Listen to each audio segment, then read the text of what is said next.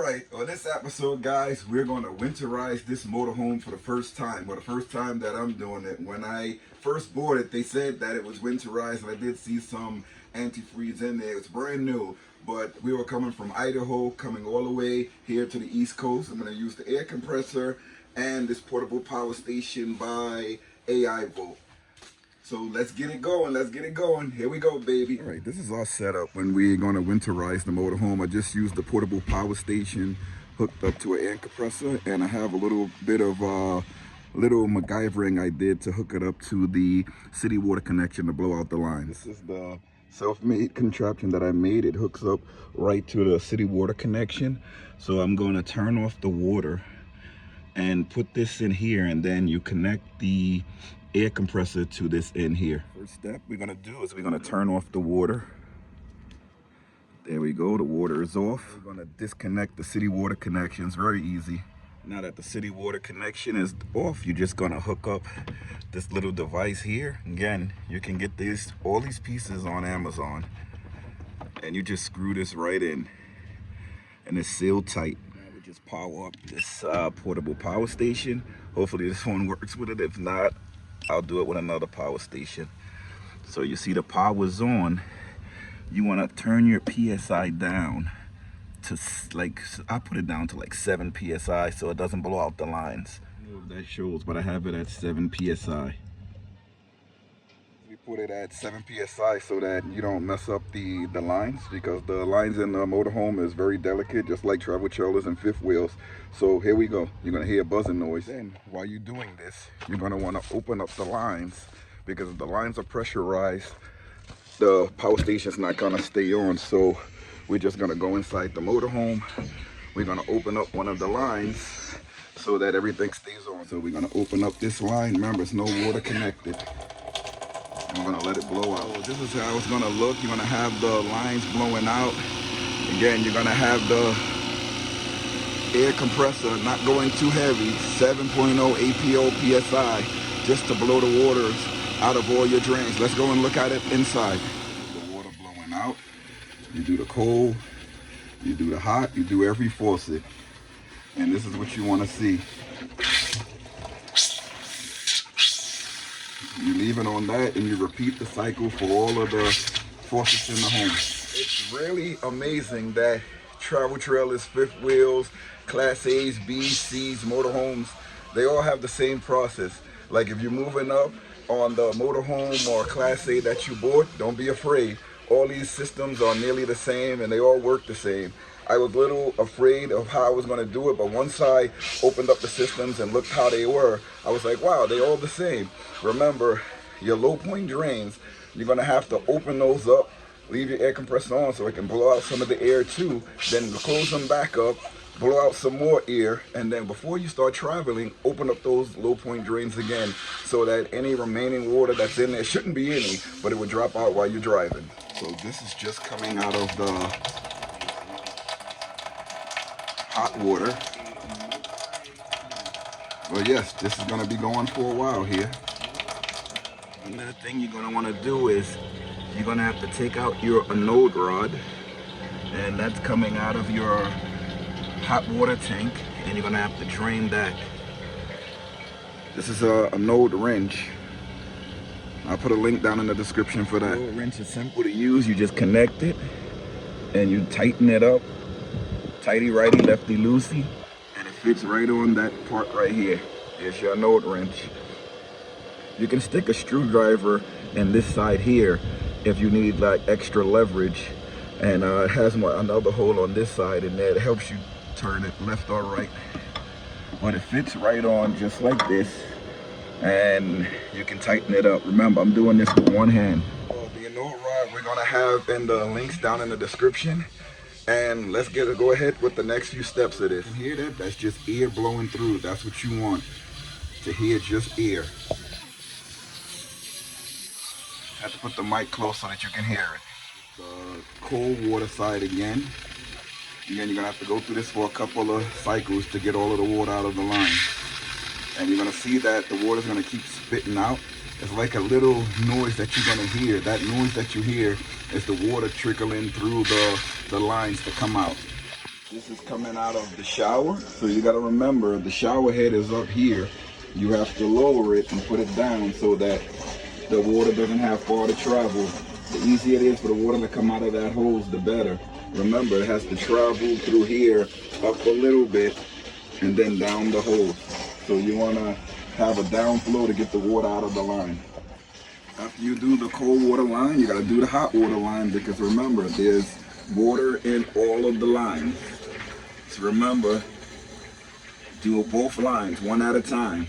Because remember, the water pressure may not be enough. Do one line at a time. Hot water, then cold water, or vice versa. I usually do cold water first, then hot water. That usually gets everything out. You don't want to do it at the same time, like when you take a shower, because the water pressure is not enough to blow it all out. So remember, you're using low air pressure, not water pressure, low air pressure with the PSI, and you're going to use one line at a time to blow everything out. Trust me, it works. I've been doing it for years. Remember, if you're not comfortable doing this, you can take it to an RV dealership or call an RV technician, and they will be fully capable of doing it. You can also look up ways that you can do your own. This is the way that we do ours, and I'm sharing you tips on how we winterize our RV. You can do the rest with your own. This here is the bathroom sink. We're blowing the air out of the bathroom sink here. When I'm doing this, I like to do a couple of cycles going around to each of the faucets in the home. Even the outdoor shower, I may go 2 or 3 times. It's just like doing your black tank flush when you're emptying out your black tank. You know, you fill it up, drop it, fill it up, drop it. With the airlines, I go around blowing out each line.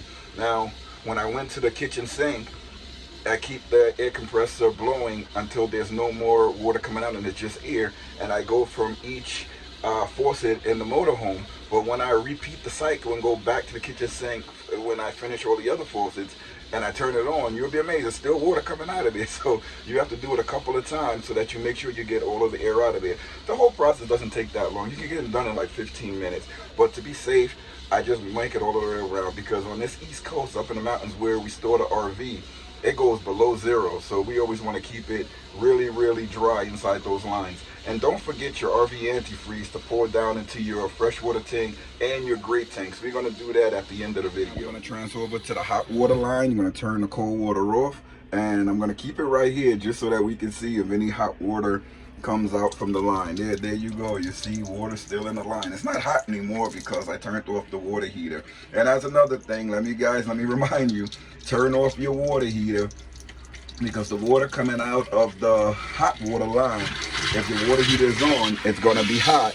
And the same thing with when you're emptying out the hot water tank, you have to turn off the hot water. Our RV, we turn off the hot water right here. So you have to check your RV to see how you turn off your hot water so that you're not burning yourself. And you can let the hot water drain out. Hot water drain out from your kitchen faucet or whatever faucet. Just turn on the hot water line, and it would drain all the water out of your hot water tank, but it's going to refill with cold water because the hot water heater is not going to be on there anymore. So you're still going to have to empty it out. You're going to have to open up with the anode rod, the anode wrench, to let that water drain out. Also, you can flush it out too. You can just take a hose and you just spray water inside of that hole, that when you take the anode rod out, and that would help take out any debris that's inside of there that's coming off that anode rod. The area where people forget is their toilet. Your toilet has water in it too. That line, you got to make sure that you press that line. So what I do is I depress this with my foot. You can hear the air coming out, and you just keep that depressed to make sure that all of the water is coming out of the line there. Now the water, all the lines are shared in the RV, but the sink water and the toilet water is almost on the same line. That water, that line is somewhat shared. Don't worry, it's not disgusting. It's not the water that's coming like that you, well, it's the water that you're drinking, but it's not the water that goes down the toilet, not into the black tank. Remember, even in the sticks and bricks, or if you're in an apartment, all those water lines are shared going throughout. So it's actually fresh water that you're flushing with when you're using your fresh water. I mean, your toilet flush, that's fresh water when you're flushing your toilet that's going in. So that line looks pretty clear. Now we're gonna go out to the outdoor shower, and we're gonna repeat the whole process. Remember, your outdoor shower, you just open up one of the faucets, and look, that's the antifreeze coming out of that line. Blow everything out. Just let it blow out. Repeat for both lines, cold and hot. So now we're gonna go and repeat the process for the second time. Again, I'm going a little slower just so that we can show you guys this whole process. If it's not videoing, it takes like 15 minutes. You can take half an hour, as long as you want, to make sure that your lines are clear. Repeating the lines. I'm gonna go cut the outdoor shower off again. Finish blowing out the lines. This is what you want to hear, just air coming out. So nothing is coming out of there. We're gonna circle around again. Again, you're gonna want to cut on your shower line. You just want to hear air coming out. If you hear only air, that's good. That's all you want to hear, is just the air. You want to do both lines.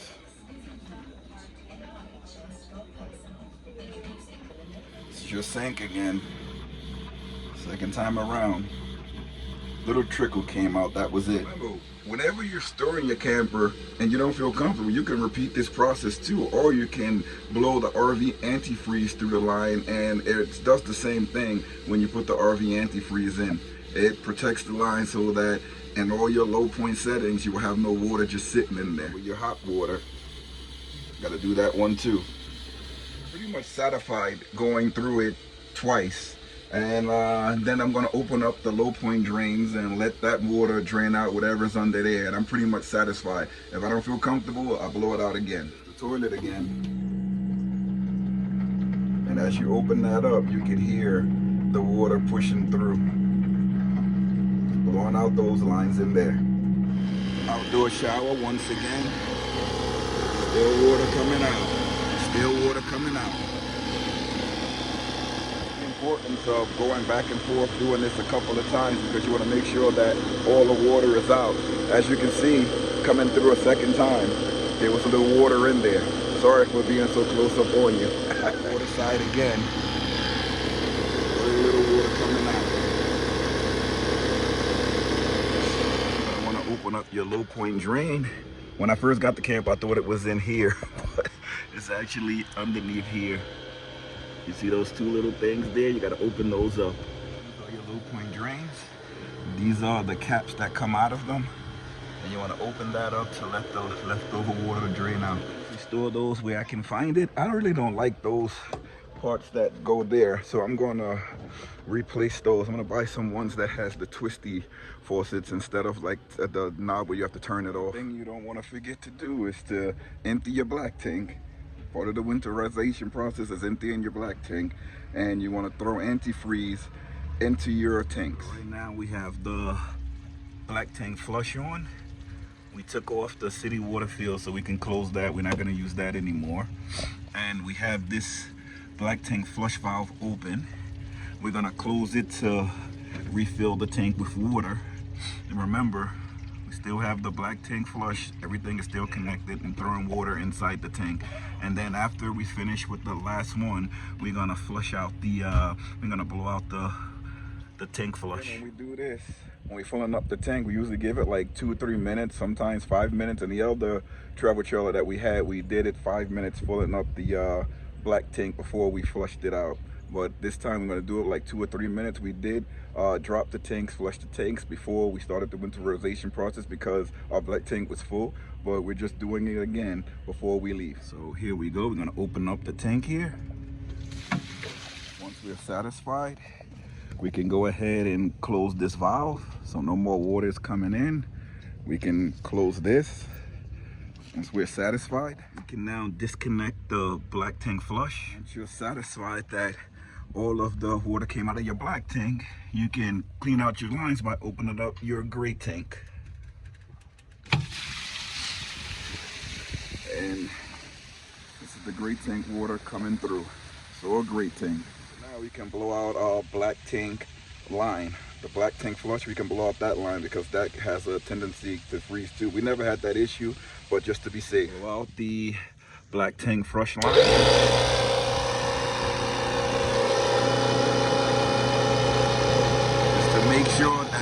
line is free of water. We store a water filter, a water pressure regulator, and this dual nozzle. We store these inside of our refrigerator so that we don't have any way of it freezing. If you leave it outside and the temperature drops, it may freeze. So we take it inside and we put it in the refrigerator. These we just store right in the refrigerator. Plop those right in there, and that's their home until we use it again.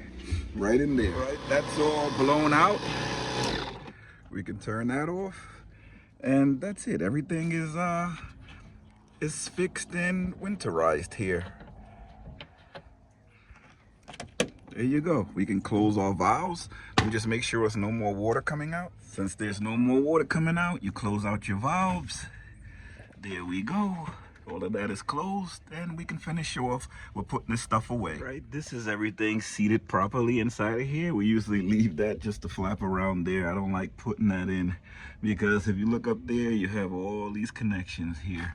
So I don't like that little thing, so I leave that down right here. Now we're gonna put RV antifreeze in the black tank and in the gray tank and in the P-traps. So let's go. Okay, here's the part that you don't want to forget. Putting RV antifreeze inside of your P-traps and your holding tanks. Remember guys, use RV and marine antifreeze. Is a different type of antifreeze than you put in your vehicle. This type of antifreeze will help the RV not freeze in your holding tanks and in the P-traps. But remember, RV and marine antifreeze, specifically for RVs. It's very important when you winterizing to be very generous when it comes to pouring your antifreeze in there. Remember, you're going to be doing this at least once if you're going to store your RV, so be very generous with it. So here we go. We're pouring that down in there. You want to make sure it's going into the P-traps and all. And you want enough going into your holding tank. Just be generous with it. It's all right. You want enough to go into your holding tanks too. The thing that we didn't mention is that many times when our RV is in storage, we have heat running in here, electric heat. So it never gets like really, really cold in here. But we don't have the underbelly on, heat under the underbelly unless we run the propane. So we're not running propane because we're not in it. So that's why we're putting this antifreeze in there. But we really don't have to. But just in case, if you plug yours in, still do it. All right, this is in the P-trap of the shower. Again, it shouldn't be anything in here because you were driving the whole time. But all of this goes to the same gray tank. So you want to be generous with that. It's going to go into the P-trap and it's going to hold down. Nice and generous. You can even put a little bit more if you want. Because I'm telling you guys to be generous. Here's your sink. You want to do the same thing. Bathroom sink. Very generous. It's all going into the holding tank. So you want to be generous with it. Just in case there's any leftover water in there that didn't come out when you did the flush. So this will mix with whatever's left in there. And it will prevent any damage, any freezing of your tanks. And when you flush the next time, it should be all pink. All right. I'm going to use the last bit of this inside of the toilet. Last bit of antifreeze in your bottle, go in your toilet. And then I'm going to pour half a bottle of the other one down the toilet as well. So here's another full bottle. Again, you want to save your tanks. So all the traps that can be some water trapped in, you want to make sure you got some antifreeze down there.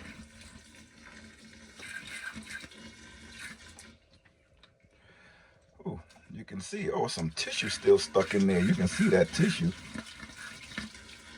We still got a little bit of residual tissue. That tissue can stay there till the next time we go. All right, guys, thanks for watching. I'm gonna let you guys go with a look at our campsite. See you later, everybody. Thanks for watching.